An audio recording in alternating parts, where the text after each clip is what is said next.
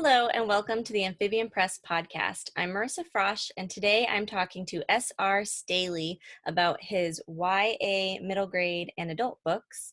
And we're going to jump off with Pirate of Panther Bay, which is a YA NA kind of a series, and you have a new one coming out. So let's start with, do people need to have read the first two to read the third one? Oh, great question. And actually, they do not need to have read the first one. So it is a series, and the first three books do follow a chronological order, but the stories are designed so someone can pick up the third one or the second one, read it, and follow the story, get to know the characters. If you've read the others, you'll be able to get a little more out of it in the sense that there are some references that tie historical events to where the characters are then, but they are designed explicitly. And in fact, we do the editing to ensure that someone can read these as standalone. Awesome. So people can jump right in with the new one if they want, or they can pick up the first two. It seems like these are really kind of rich in history. Did you do that on purpose? Yes, so both because of my own professional background and my own interest in reading, these are historical fiction novels. So they are pirate themes, but I really try to ground them in what we know of the history of pirates and their culture, their politics, what they were responding to. Now, they are fiction and they're action adventures. So in other words, the characters themselves are fictional and the storylines and the plots are fictional. However, I wanted it to really have a good, solid historical context. I wanted someone to read this. Originally, we thought this was going to be mainly young adult. We found it's a much broader audience than we expected. But, you could use this in class, and you could pull a lot of history about colonialism, about slavery, how that affected pirates, how actually pirates do some surprisingly modern things in terms of the way they structured their societies and their ships. So there are lots of themes, and I also found that it was just a great challenge to not throw history to the wind, but really try to create compelling characters and a compelling story in the context of real world events or real world time period. So why don't you talk about the characters a little bit? You have Isabella and I don't know how to pronounce his name. Yeah. So they're a lot easier to read than pronounce, I found out. So I've got a background in French, and also my sister's fluent in Spanish and had a Peruvian brother-in-law. So the Spanish is not hard for me, but what I found is that when it's not a problem when people are reading it, but when they try to pronounce the names, and if you don't have a little bit of background, it's hard. So Isabella is the captain of a pirate ship. She's an ex-slave. She escaped a sugar plantation on Santo Domingo. And then the backstory is she gets discovered by a pirate, and then that's how she enters into the pirating life. The Pirate of Panther Bay, which is the first volume, you find her as she is taking command as a captain of her first ship. So, and then the next two are her journeys as a captain. So the other two main characters at this point are her first mate, or quartermaster in the right structure of sort of the pirate crews, Jean-Michel. So he's French. He's older and more experienced. And so he also helped her, and this is sort of his backstory. He's very much the person she leans on when she needs help and sort of navigating a lot of unruly male pirates who are not happy with a female captain at various times.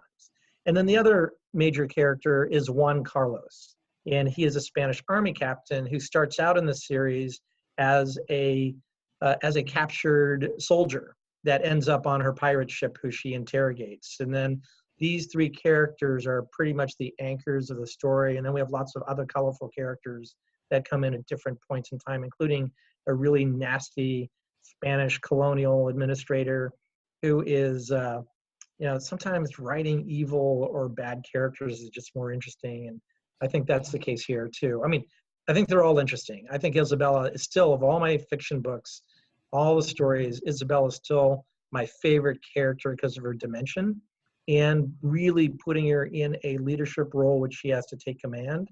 And of course, as a writer, you love all your characters, even when you kill them. But anyway, those are the three main ones.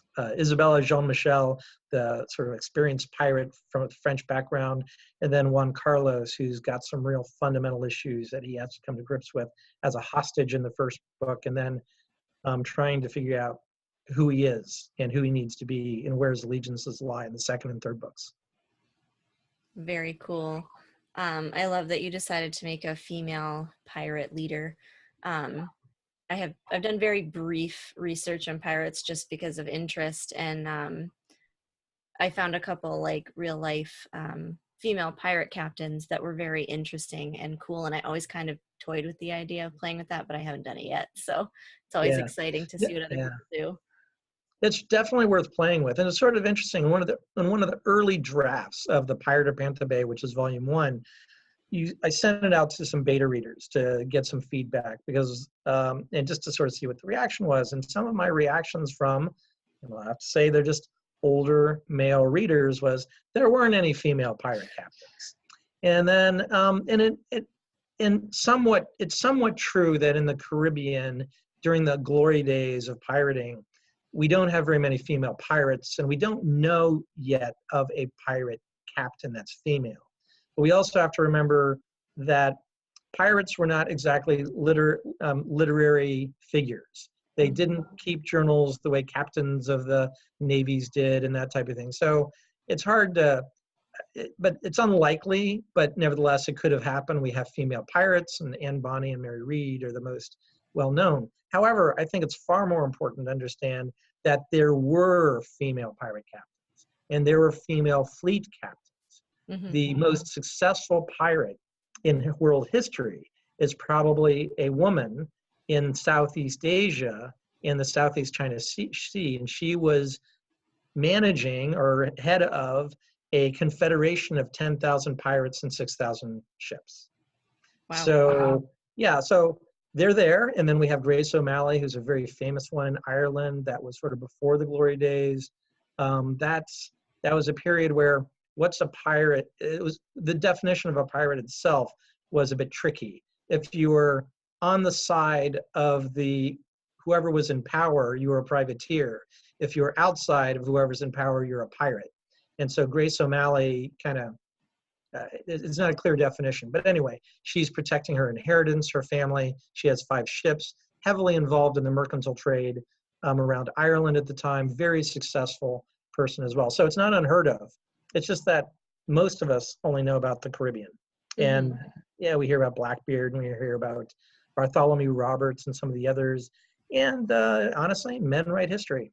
I mean, the men were the ones who wrote the history, yeah, for the most part, and women had. And one of the themes I'm really challenging in the Pirate of Panther Bay is the idea that history itself has to be dominated by men in the right context, in the right place. Women could, in fact, take leadership roles. In reality, those roles had to appear more subservient, even if they were more powerful. So, because it was a male-dominated hierarchy, it's a patriarchy, and that's the way feudalism emerged in the colonies, and it emerged out of the out of the European powers. And so, if I'm going to do real historical fiction, I have to have that in that right context. Well, it looks like you've done a really good job of having a female pirate, and I'm pretty excited about these books. And tell us a little bit specifically about the book that's coming out on September 19th. How do you say it? Colusa Spirits. Yeah. So Colusa Spirits. By the way, this is a book, it took me the longest in writing any of my fiction to come up with a title. And I think I was 3/4 of the way through the draft before it sort of hit on me. So Colusa Spirits, and a little bit of background. Colusa Indians were a South Florida tribe that dominated all of Florida up until where is now is Orlando, so about the bottom half of the peninsula and in the Everglades. And what I have, so the first book has Isabella and Jean-Michel pirating around what is now the U.S. Virgin Islands and Puerto Rico.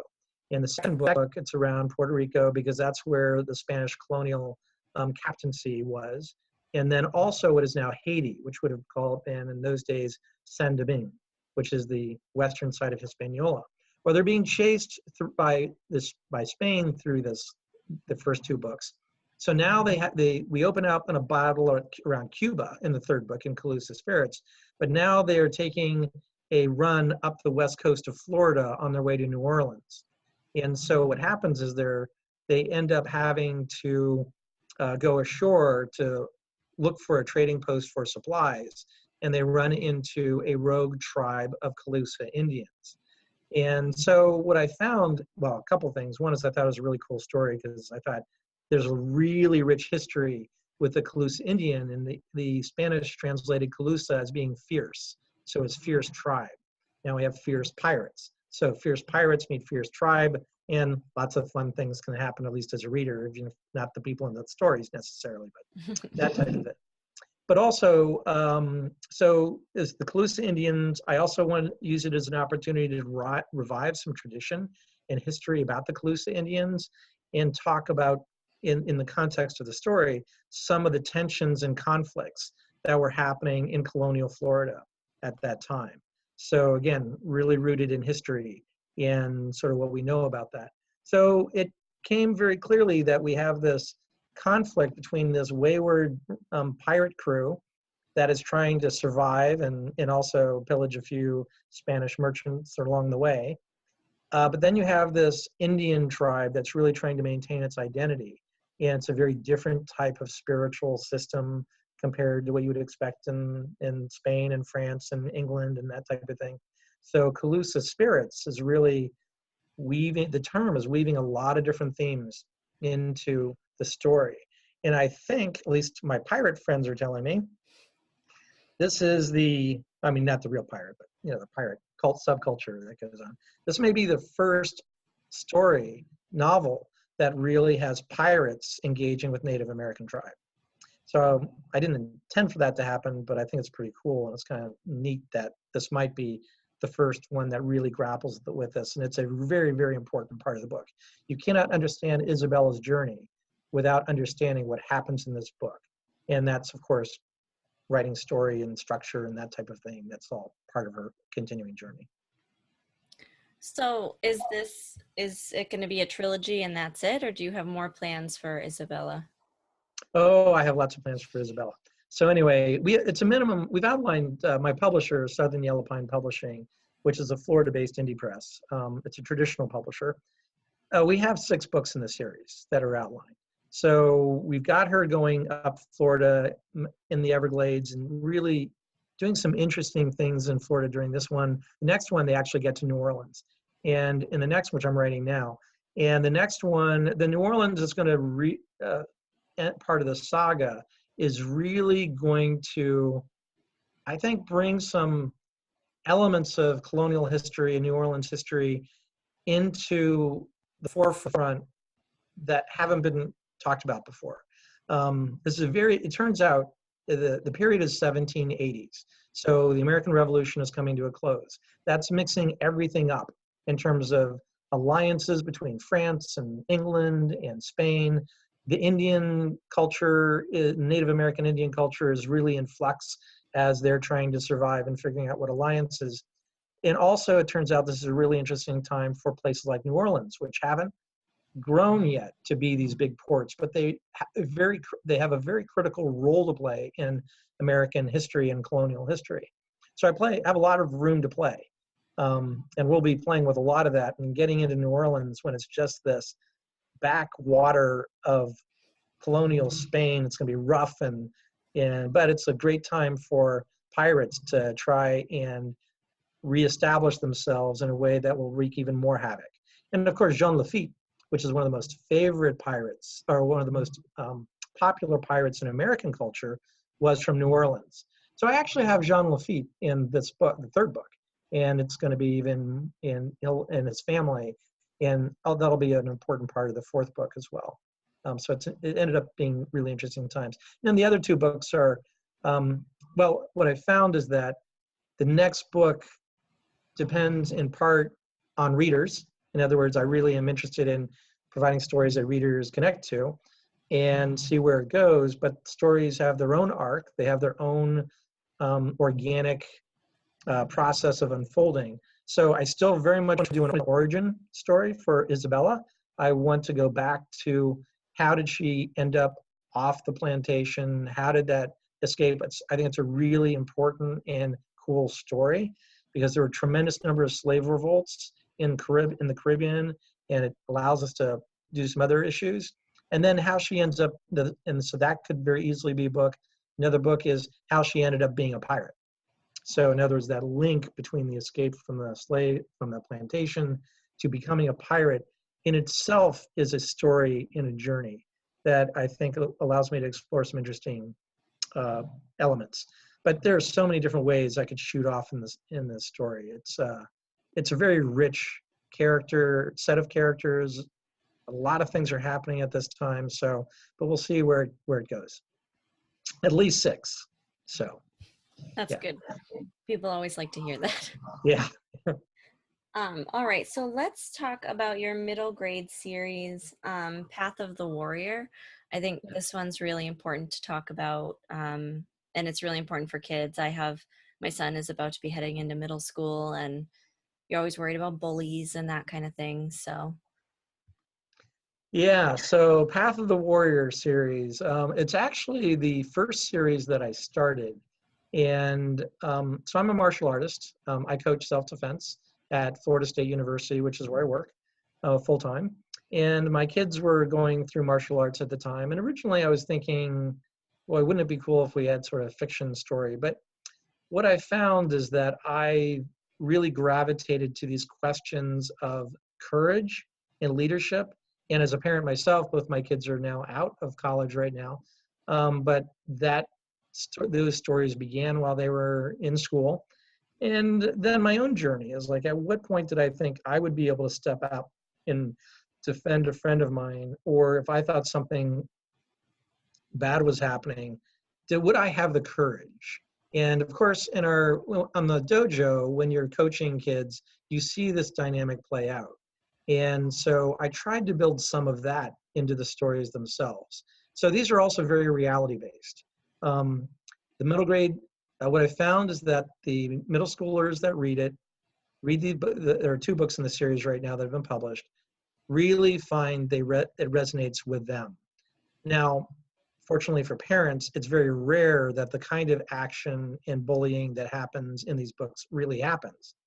But in terms of connecting with kids and getting them and really helping them work through what does it mean to have courage, have leadership, and understand that middle school is a very, very dynamic time for kids, and that is built into these themes.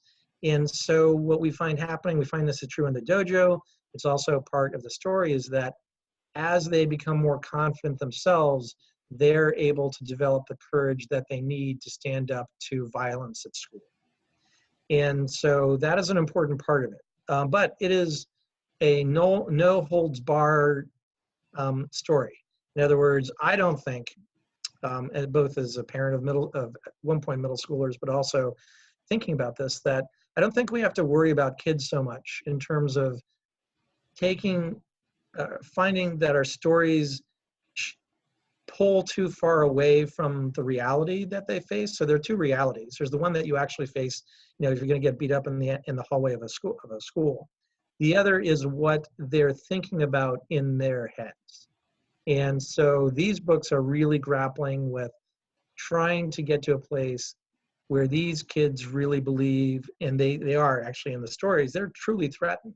And so how do you navigate that? And so they're all ensemble books, in the sense that the first book, which is called A Warrior's Soul, is the principal character is Luke, and he has 2 friends that he navigates 7th grade with. And in the second book, which is Renegade, is the lead character is Maria, and it's actually more of an urban setting, whereas A Warrior's Soul is in more of a suburban setting.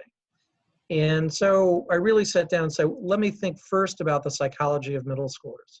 And that's where I'm going to start. And then I build my stories around that. And then I use the martial arts theme to really help them explore what they can do to develop confidence, know when to engage and when not to engage. And that is really Luke's story, is trying to figure out, he's got these skills, but he doesn't know how to use them or when to use them. And so that is explored in the story itself. So I believe that these are very important books. They have discussion questions at the end. So if you're reading it with your kids, you can actually use those as a guide to talk about stuff that happens at school, what they've seen. And my feedback from the kids is that it really connects both as an action adventure, but also with grappling with some of those issues. Parents, it's a little harder because I don't pull punches. Sorry about the pun. I mean, it's about bullying, right, and violence. But it literally, because the violence gets graphic, but I also think it's real. And I didn't want to pull back from the reality. So, and I think actually the kids that have read it, they've connected at that part as well. But kids are going to get beat up. That's the nature of what happens with school violence. We hope that our kids aren't going to experience that. Most of us won't. But the themes of leadership, courage, confidence, who you are, developing your identity as an individual, those transcend everything in middle school, any particular experience. And this is just a vehicle by which I can talk about those issues. As a parent, I've taken self-defense courses, and I did Kung Fu for a few years, and I thoroughly intend to go back, but I always intended to put my kids in, because the martial arts, at least where I went, it was very focused on, respecting others and knowing how to diffuse a situation without violence. And it was all things that I feel like kids need.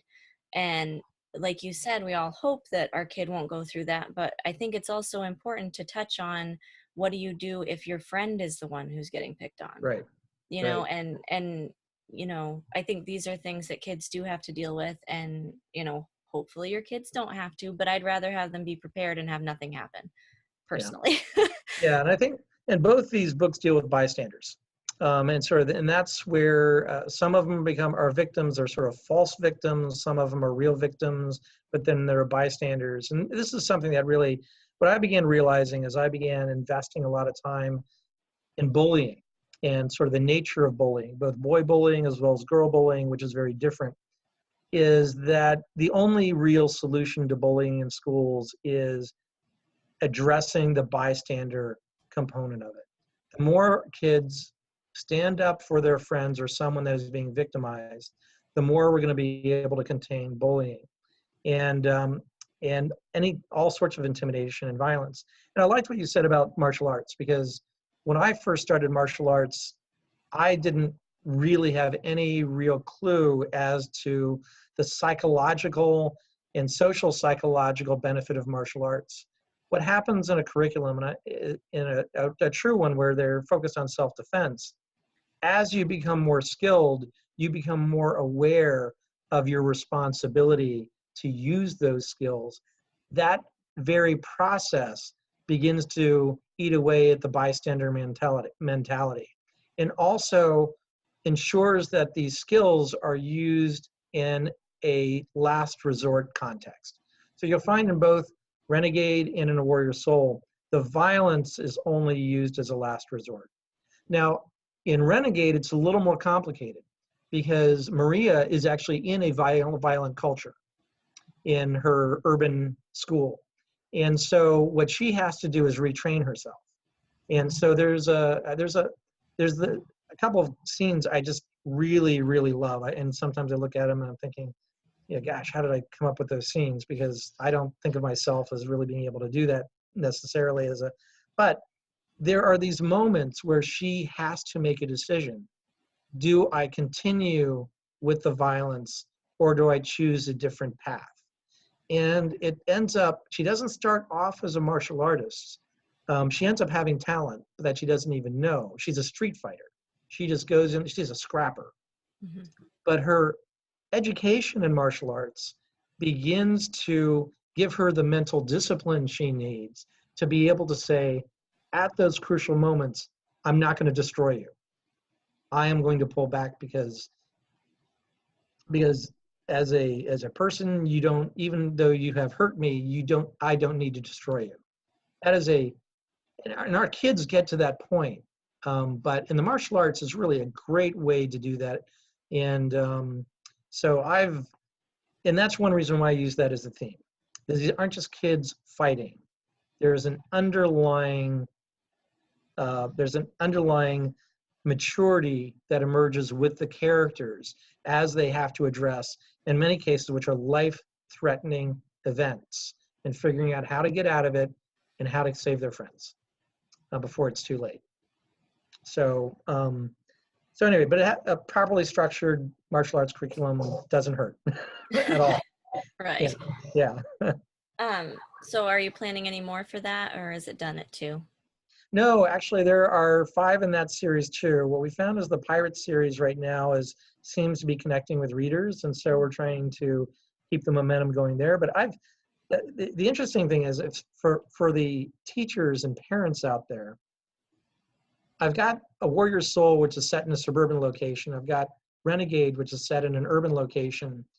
And then there are going to be, and so they're on parallel tracks. So there is a second book in the Warrior Soul track or path. There's a second book in the Renegade track. In the 5th book, they come together. And many of us, depends on where you live, but you may hear about school consolidation and what happens, particularly in urban areas, big schools, and with the changes in populations and demographics. And I actually have a background in education policy. So I said, here we're going to mix it up big time in the 5th book. No one's going to know who's friend. No one's going to know who's foe.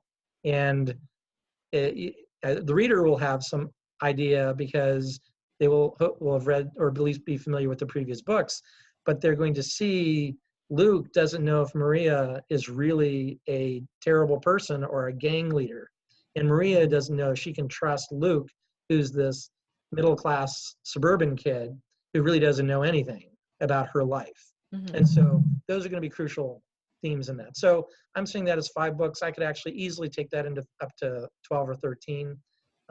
So I'm hoping I'll be able to turn my attention back to that in the not too distant future. Awesome. So a little bit more lighthearted, you have St Nic Inc., which I'd like to cover real quick before we close.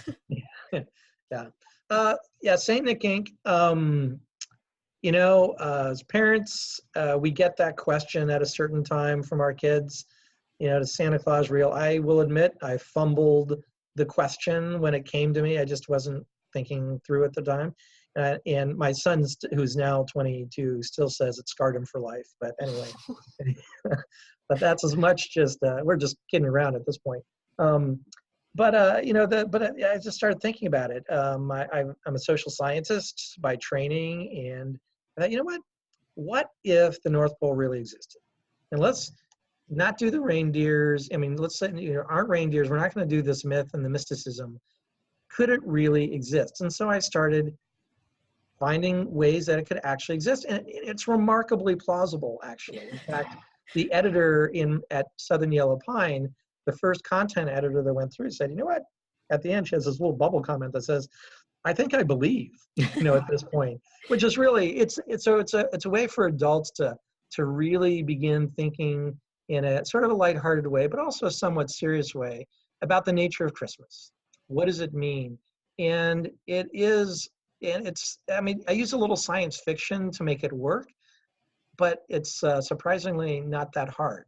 And so and if we think about what the North Pole would be if it actually operated with this toy distribution system, it would be a multinational global enterprise, and it would be $1 billion company. And that's what it is. It just nobody knows it's there, because it also, to be effective, nobody has to know it's there.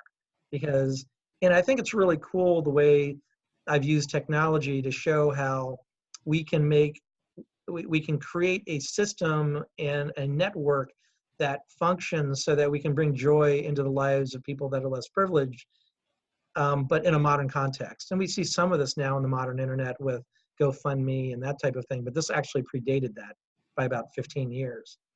And And so, and the other part of it is the government doesn't believe it can exist because it's covert. It's a cash business.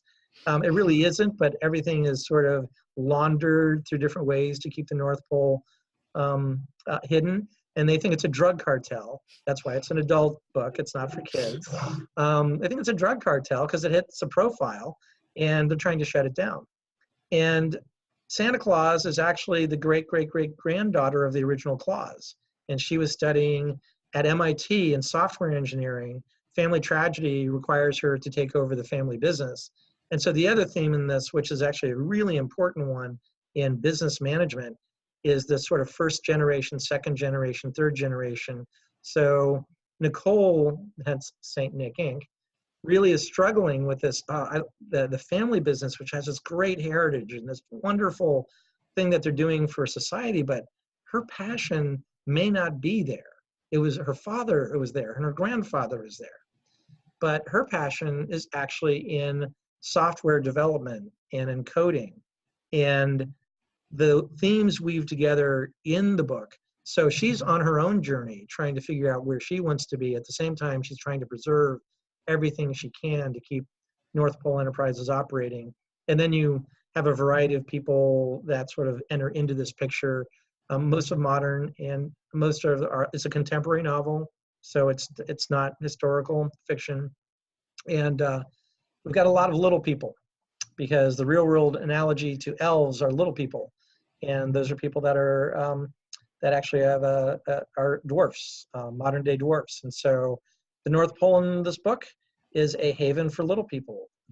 I mean, so, and they can do everything in the North Pole that anyone can do anywhere else. It's just they don't have to worry about what people think of them. You can be a lawyer, doctor, drugstore operator. You could be a software engineer, a security analyst, all of that. And so that's an important theme that runs through it as well. That one sounds like a lot of fun. So I think we've covered everything. Your book comes out, Colusa Spirits comes out September 19th, which was what, International Talk Like a Pirate Day?